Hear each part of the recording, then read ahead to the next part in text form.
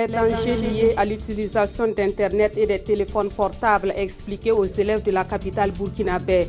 L'activité a été organisée hier par la Commission de l'informatique et des libertés. Elle entre dans le cadre de la Journée internationale de protection des données à caractère personnel célébrée le 28 janvier de chaque année.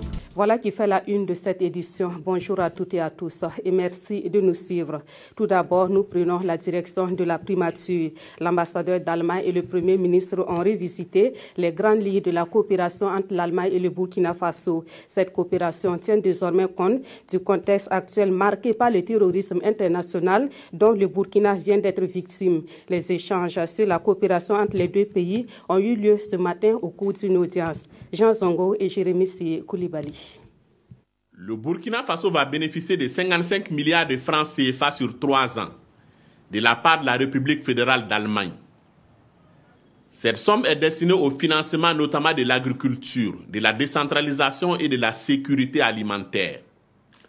Et c'est pour parler de ces grandes lignes de la coopération germano-burkinabé que l'ambassadeur Dietrich Paul est venu rencontrer le Premier ministre et partager avec lui les priorités du gouvernement Paul Kabatieba.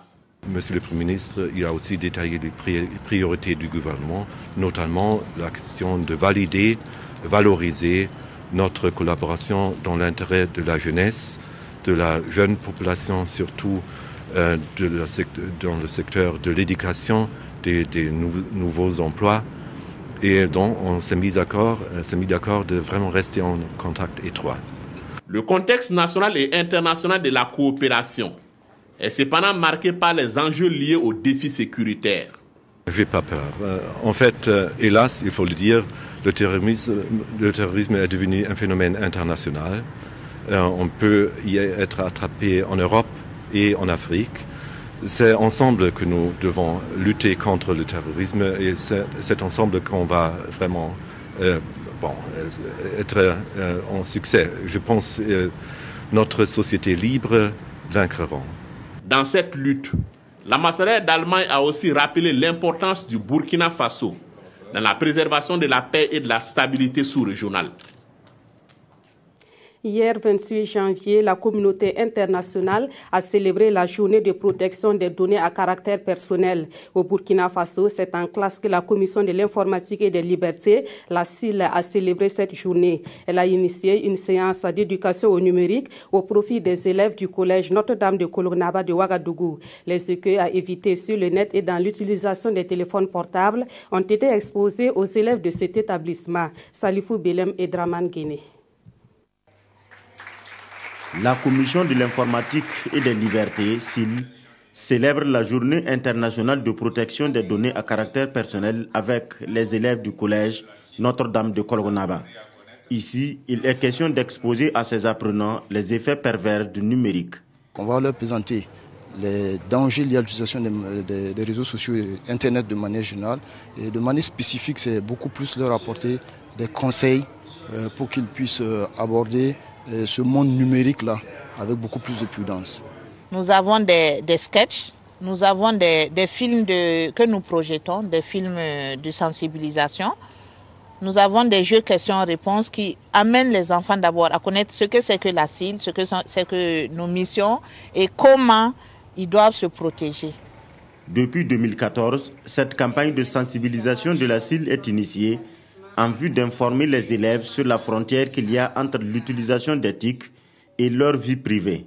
La campagne a été lancée au lycée Philippe Zenda Kaboré et nous avons ensuite été à Bobo du Lasso, au Loc de Bobo. À Tenkodogo, nous avons été à Pau. Nous essayons de parcourir le territoire pour sensibiliser ces jeunes-là à une utilisation sécurisée des nouvelles technologies. Durant 2 jours, ces élèves vont aussi étudier la loi portant protection des données à caractère personnel. Avec en moyenne 6 enfants par femme, la population burkinabé pourrait franchir la barre de 60 millions en 2050. Cela pourrait avoir un impact négatif sur le développement économique du pays. Et pour éviter une telle situation, la planification familiale vient comme la meilleure solution pour maîtriser la croissance de la population. Et dans la promotion de cette pratique, l'Union des religieux et coutumiers du Burkina Faso pour la promotion de la santé et le développement veut jouer sa partition. Yacouba Gamine, Relwande Céline, Ilboudou. La campagne nationale de communication 1 million de voix pour la santé de la reproduction et la planification familiale au Burkina Faso marque un arrêt à Koudgou pour des plaidoyers auprès des leaders religieux et coutumiers. Il s'agit de susciter leur engouement pour une procréation responsable au sein des communautés. Les leaders religieux et coutumiers ont un rôle fondamental à jouer quant à amener les fidèles, quant à amener les membres des différentes communautés à adopter des comportements qui soient favorables à l'acceptation et à l'utilisation des services de planification familiale. Les leaders religieux et coutumiers, conscients de leur rôle dans la promotion de la santé de la reproduction, sont favorables à la planification familiale, cependant avec des réserves. La Bible ne nous dit pas de limiter les naissances, mais pour espacer, pour bien gérer. Les méthodes qui sont à caractère d'avortement et tout là, ça, l'Église évangélique n'est pas d'accord. Le condom, nous pouvons l'appliquer strictement dans le cadre du mariage. La campagne nationale de communication sur la santé de la reproduction et la planification familiale se déroule sur la période de janvier à mars 2016. Les questions sur les grossesses précoces et non désirées ainsi que les avortements clandestins seront également discutés. L'Office national de santé des travailleurs va à la rencontre de ses partenaires sociaux. Une délégation de l'OSC a rencontré hier ceux de la zone médicale de Gounguin à Ouagadougou. L'amélioration des prestations de santé et de sécurité au travail par la communication, c'est sous cette thématique que la rencontre s'est tenue. Ce fut également une occasion pour la zone médicale de Gounguin d'expliquer les activités qu'elle mène au quotidien pour prévenir les maladies et les accidents de travail. Ibrahim Sombier et Ramatou Zida. L'Office national de santé des travailleurs et ses partenaires sont à la recherche d'une meilleure qualité de vie aux travailleurs. Réunis ici avec ceux de la zone médicale de Gounguin, les deux parties vont ensemble réfléchir sur les moyens et les meilleurs mécanismes d'amélioration de la prestation de santé et de sécurité. Les amener à mieux adhérer aux différents programmes que nous développons à leur niveau, notamment les visites périodiques des travailleurs, les visites des lieux de travail. Et c'est l'occasion pour nous de faire un bilan de ces activités-là. Au regard du taux de participation d'environ 80%, les travailleurs et les employeurs de cette zone sont unanimes que la santé au travail est un facteur de productivité. C'est l'issue de la visite médicale qu'on sait s'il peut continuer à occuper son poste ou qu'il faut aménager le poste en fonction de ce travail. Selon le directeur général de l'Office national de santé des travailleurs, ces échanges occultés auparavant suite à un certain nombre de contraintes sont aujourd'hui plus que jamais nécessaires. L'activité va être déployée dans les 6 autres zones médicales de travail de Ouagadougou afin de susciter davantage l'adhésion et propulser ainsi la mise en place des comités de gestion des services de santé des travailleurs.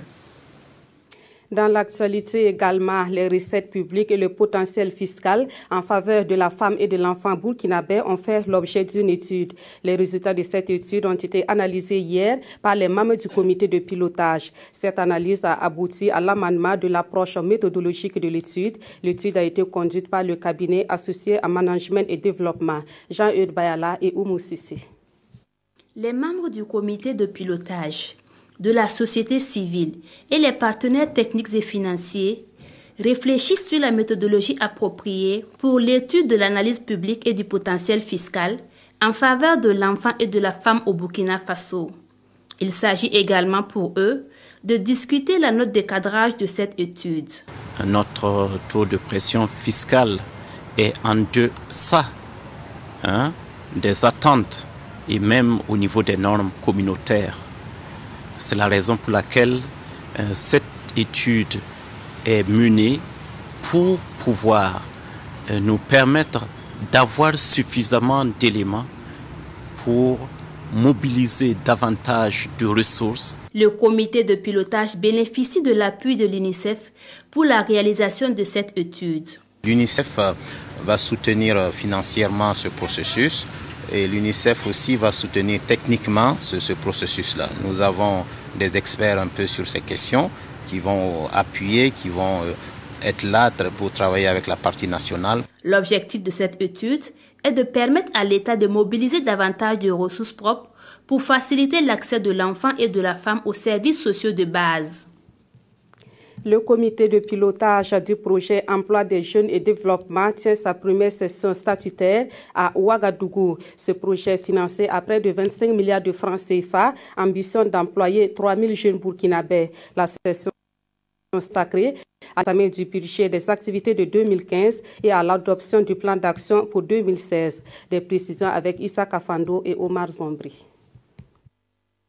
Cette première session statutaire de l'année 2016 du comité de pilotage du projet Emploi des jeunes et développement des compétences PEJDC va examiner le plan de travail, élaborer et adopter des activités au compte du projet pour l'année en cours. Elle va aussi permettre d'orienter la coordination dans le sens d'atteindre ses objectifs, à savoir l'accès des jeunes à des emplois et l'acquisition de compétences professionnelles en vue de leur insertion durable dans le marché de l'emploi. Depuis sa mise en place, le projet a eu quelques difficultés, mais a pu mettre quand même offrir à 2000 jeunes des travaux à haute intensité de main-d'œuvre. Donc, ils sont en fait des emplois temporaires. Et également a pu mettre en place des formations en entrepreneuriat pour des diplômés et en train de recruter actuellement des jeunes non scolarisés et pas du tout scolarisés pour des formations en entrepreneuriat. Le PEJDC est entièrement financé par la Banque mondiale à hauteur de 25 milliards de nos francs. Sa période de mise en œuvre va de 2014 à 2018. À terme, le projet Emploi des jeunes et développement des compétences va permettre à plus de 31 000 jeunes urbains et ruraux de s'occuper temporairement grâce aux travaux de haute intensité à main-d'œuvre. Il va aussi permettre la formation d'autres milieux de jeunes.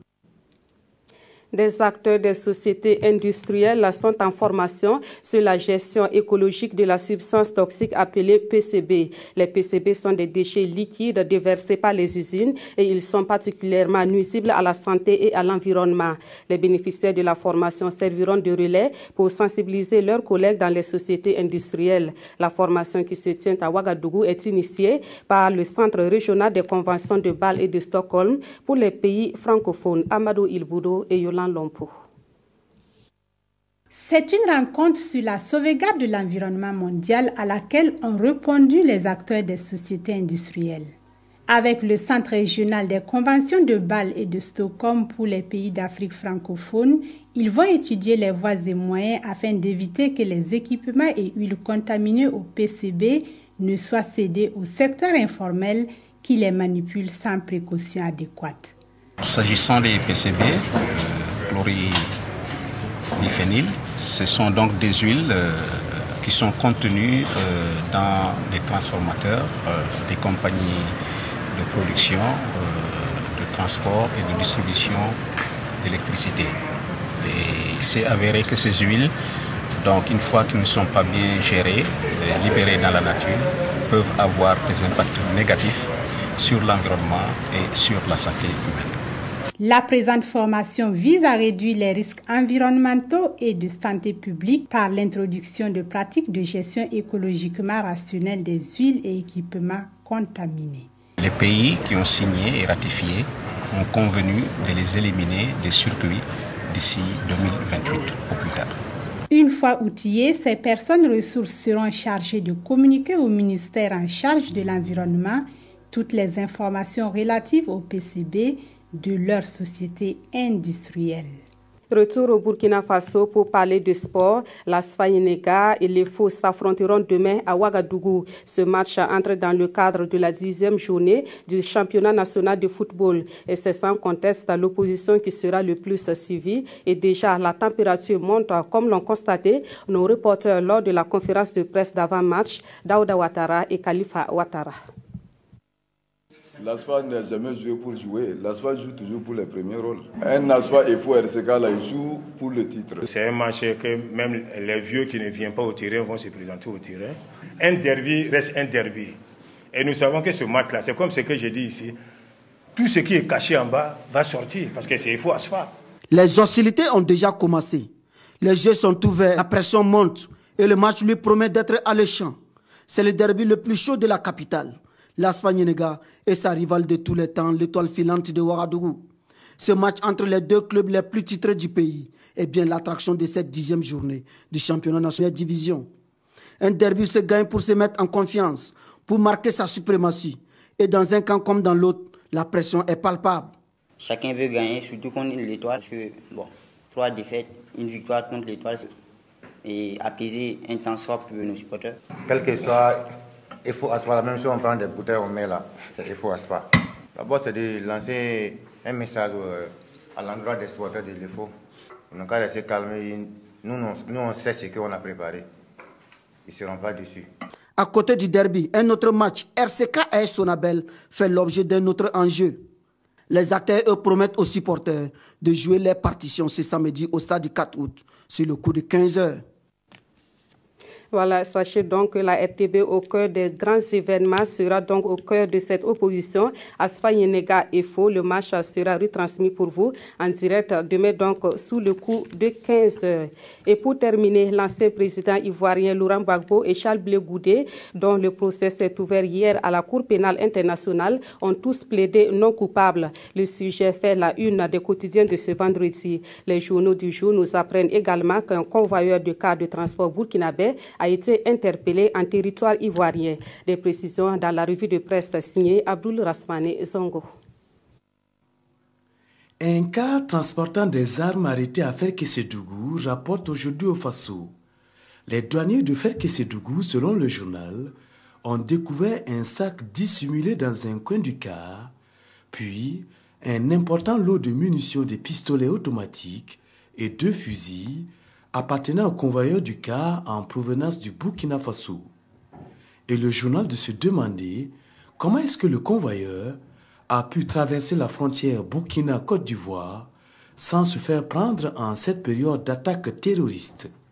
Premier jour d'audience à la Cour pénale internationale, Laurent Gbagbo plaide non coupable, tandis que plus d'1 millier de ses partisans envahissent la CPI, relève le quotidien. De son côté, un autre temps s'interroge sur la crédibilité de la Cour pénale internationale. La CPI se questionne notre confrère, tient-elle enfin l'occasion de redorer son blason? Car elle est tant critiquée pour sa partialité et sa faiblesse, note le journal, qui cite par exemple le cas d'Omar El-Béchi et Uhuru Kenyatta, poursuivis eux aussi, mais toujours en liberté. Quant au journal Le Soir, il mentionne que 5300 preuves sont retenues contre Gbagbo et Blé Goudé. Blé Goudé d'ailleurs, constate le quotidien Le Soir, en attendant et au-delà du feuilleton judiciaire, s'illustre en football lors de matchs entre les détenus africains et le reste du monde dans l'univers carcéral de la CPI. Et même, ajoute le journal, le général de Rue s'apprête à publier un livre. C'est la fin de cette édition. Merci de l'avoir suivi. Très bon après-midi à toutes et à tous.